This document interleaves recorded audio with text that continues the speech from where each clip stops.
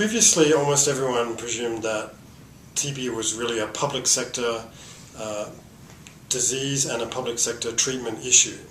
We wanted to take a look at the entire market, since new TB regimens are being developed now and being rolled out soon. We want to understand the true makeup of the entire market so that we could plan for the introduction and maximal impact of the new TB regimens. The number one finding is the size of the market. In 4 countries, India, Indonesia, the Philippines and Pakistan, there are enough TB drugs in the private sector to treat essentially all cases in each of those countries. This is on top of the already substantial public sector disease programs that are treating 60 to 80% of people in each of those countries. TB can be cured, but it's only cured when patients take a multi-drug regimen for at least 6 months or more. Usually it's the public sector's job to ensure that this takes place and to monitor the treatment. We know that in the private sector, particularly in low-income settings, that this kind of consistent treatment often doesn't take place. Treatments are too short, erratic, or with the wrong dosages. So this is the problem. So in terms of numbers, there are a couple of interesting statistics.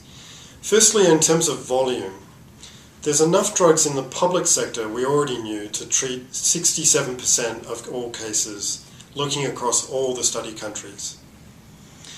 So now we look at the private sector, and there's enough drugs to treat 66% of all cases. Secondly, in terms of the diversity of that treatment, we now know that in the private sector, there are 111 different dosages and combinations that are sold in the private sector. That's just for first-line drugs, and that's way more than is necessary for rational treatment. We already knew in the public sector there's relatively little treatment of MDR-TB. The capacity is expanding, but it's expanding slowly. In the private sector, we now found that the private sector is not yet filling that gap. There is also relatively little MDR treatment in the private sector. The drugs are available, however, so there's potential for the private sector to expand quickly into this area. So that means that action now is even more important. So we know in some countries like Brazil that regulation can be used, so TB drugs can be kept out of the private sector. And Brazil has actually been successful in achieving that. But in many countries there's so much penetration already of the private sector by TB drugs that that kind of regulation would be very difficult. Instead, those countries are mostly focusing on creating links between public sector and private sector programs so that the treatment norms of the public sector are then used in the private sector.